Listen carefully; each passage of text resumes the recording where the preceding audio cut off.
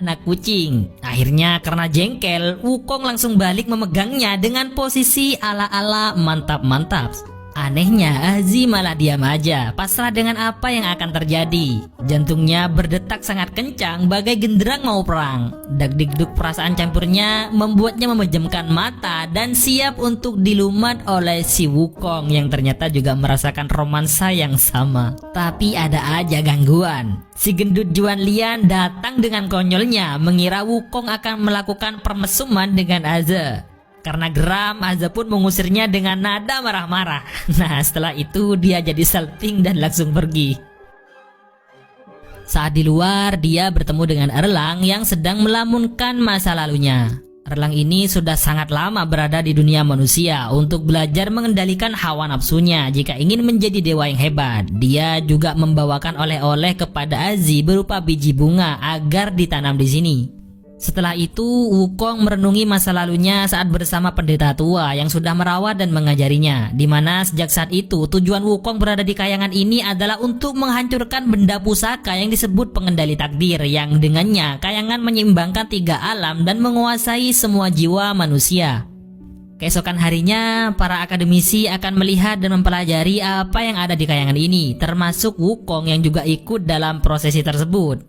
Mereka kemudian masuk melewati jembatan pembatas antara dunia manusia dan kayangan. Ini adalah pertama kalinya Wukong masuk ke ruangan ini, dan saat ini mereka akan mempelajari keseimbangan antara langit dan bumi, di mana sang ratu yang menjelaskan tentang kejadian 300 tahun yang lalu yang terjadi di Gunung Huago, yang tak lain adalah tempat tinggal Wukong sebelum dihancurkan oleh orang-orang kayangan. Sang ratu seperti sengaja bercerita tentang kejadian itu untuk melihat reaksi Wukong yang memang benar-benar marah, apalagi sekarang ini Gunung Huago yang sudah berpenghuni lagi itu akan dimusnahkan lagi oleh sang ratu. Khawatir masih ada iblis yang tersisa. Untungnya Aze langsung menyanggah keputusan sang ibu, sehingga kemarahan Wukong semakin mereda bumi. Dan sekarang semakin dewasanya Aze, dia mulai berani menentang keputusan sang ratu yang tak lain adalah ibunya itu. Mendengar semua percakapan antara Aze dan sang ratu membuat Wukong tahu bahwa Aze adalah anak dari sang ratu yang telah membantai tempat tinggalnya. Aze adalah anak sang ratu adalah sebuah rahasia yang tersimpan selama 100 tahun belakangan ini, dan baru kali ini semua terungkap, sehingga Wukong yang awalnya mulai menabur benih-benih cinta kepada Aze berubah menjadi kekecewaan dan bahkan kebencian, hingga selendang milik Wukong yang dipakai oleh Aze dia ambil kembali. Layaknya pacar yang sudah diputusin, semua barangnya diambil lagi. Ternyata anggapan sang ratu bahwa jantung batu iblis sudah musnah meleset, karena setelah melakukan tes kepada Wukong, dia akhirnya tahu bahwa jantung batu itu masih ada. Dan sekarang mulailah sang ratu merencanakan sesuatu untuk membunuh Wukong. Mungkin dalam benak Tiang Peng selaku pengawalnya, hal ini dilakukan demi kedamaian. Tapi yang sesungguhnya adalah sang ratu ingin jantung batu itu untuk mengendalikan takdir makhluk hidup di seluruh dunia. Di waktu yang sama, Wukong menjebak Juan Lian ke ruangan Aze dengan mengirim surat kepada Juan Lian atas nama Aze. Saat dia datang, Wukong langsung memukulnya hingga pingsan dan mengambil surat perintah masuk untuk masuk ke ruang pengendali takdir agar bisa menghancurkannya. Tapi tiba-tiba saja Wukong dihadang oleh Erlang yang tiba-tiba muncul di depannya dengan tiba-tiba. Akhirnya ketahuanlah niat sebenarnya Wukong di sini. Ternyata tidak untuk menjadi dewa, melainkan hanya ingin menghancurkan pengendali takdir. Dan pertarungan pun terjadi untuk yang kedua kalinya.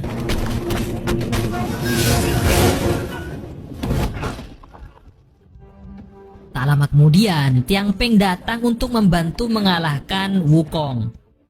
Beberapa saat kemudian, Aze juga datang ke sana setelah mengetahui bahwa Juan Lian dijebak di kamarnya, yang akhirnya juga mau nggak mau ikut datang ke area pertarungan. Di sini terjadilah pertumpahan kekuatan yang sangat dahsyat dan menghancurkan jembatan penghubung antara dunia manusia dan kayangan, hingga membuat mereka semua terhempas ke sebuah tempat yang ada di dunia manusia, yang ternyata adalah Gunung Huago. Bersamaan dengan itu, tertancaplah tongkat Wukong yang dalam bukan pertarungan. Tiba-tiba saja kekuatan mereka semua hilang dari raga mereka. Bahkan hanya untuk mengangkat senjata, mereka malah kewalahan. Ternyata memang benar, saat mereka jatuh ke dunia manusia dari jembatan penghubung antara dunia manusia dan kayangan, kekuatan mereka bahkan keabadian mereka juga otomatis lenyap. Beberapa saat kemudian, para penduduk penghuni Gunung Huago yang sekarang mengepung mereka karena mengira Wukong dan yang lainnya adalah siluman yang akan membuat kehancuran di tempat ini. Kemudian tanpa diduga ada awan hitam mengerikan menyelimuti tempat itu. Akhirnya semua orang masuk ke dalam untuk menghindari sesuatu yang buruk yang akan menimpa mereka. Saat semua orang masuk ke dalam, ada seorang anak dan wanita yang masih berada di luar. Hal itu diketahui oleh Tiang Peng, dan sekilas setelah melihat wanita itu, dia jadi teringat kepada seseorang di masa lalu yang ternyata adalah kekasihnya. Ya, dialah kekasihnya sewaktu masih berada di Kayangan. Namanya adalah Ayue yang diusir dari Kayangan 200 tahun yang lalu karena melakukan sebuah pelanggaran. Akhirnya dia bergegas menyelamatkannya. Akibatnya dia malah tersedot kekuatan yang sangat dahsyat dari awan hitam itu. Tapi untungnya tiba-tiba saja Wukong dan yang lainnya membantu menariknya, dan selamatlah mereka semua. Keesokan harinya mereka semua berdebat masalah yang mereka hadapi dan sentosa serta mantap. Maka dari itu Wukong menyarankan agar menghancurkan pengendali takdir agar semua orang bisa menentukan takdirnya masing-masing tanpa harus ditentukan oleh para dewa. Setelah itu Wukong pergi dari sana dan melihat-lihat tempat tinggalnya di masa lalu ini. Sementara itu Tiang Peng dirawat oleh wanita yang dia anggap Ayue. Setelah bangun, dia malah langsung memeluk erat wanita itu. Tapi ternyata dia tidak mengenali Tiang Peng. Benar saja, wong wanita ini adalah reinkarnasi dari Ayue, bukan Ayue lagi. Tapi batu yang dia jadikan kalung adalah batu yang dulu dia bagi bersama Tiang Peng sewaktu masih di Kayangan sebelum mereka berpisah. Tetap saja, dia bukanlah Ayue yang Tiang Peng kenal. Di sisi lain, Erlang juga malah dipukul oleh emak-emak yang mengira Erlang ini adalah anaknya.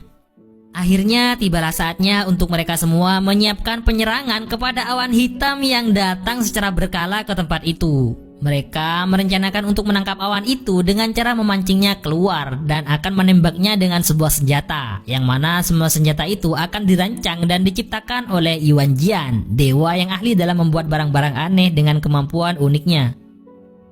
Dalam indahnya suasana kebersamaan itu, banyak momen tak terduga terjadi. Erlang bersama emak-emak dan Tiang Peng bersama dengan orang yang dicintainya meskipun bukan yang sebenarnya melainkan reinkarnasinya. Dan Wukong yang semakin erat ikatan cintanya dengan Aze bagaikan Andin dan Mas Aldebaran. Dan memang yang paling tak terduga adalah kedekatan Wukong teman baik. Setelah semua persiapan yang dipersiapkan berhari-hari akhirnya selesai juga, dan saat itu juga awan hitam yang ditunggu muncul juga. Salah satu warga ada yang hampir terseret, tapi untungnya Wukong dengan cepat menolongnya, dibantu warga yang lain. Selanjutnya mereka semua menembak awan hitam itu dengan senjata buatan Juan Lian. Bahkan senjata meriam khusus yang dibuatnya mampu membekukan awan hitam itu. Akhirnya mereka merayakan kemenangan mereka yang telah menangkap awan hitam yang ternyata namanya di Kayangan adalah badai ajaib. Setelah itu langsung turun hujan, sehingga dengan itu mereka bisa kembali melakukan aktivitas sehari-hari mereka tanpa harus khawatir kekurangan air lagi, karena selama ini tempat itu memang akan dilenyapkan sedikit demi sedikit oleh sang ratu Kayangan.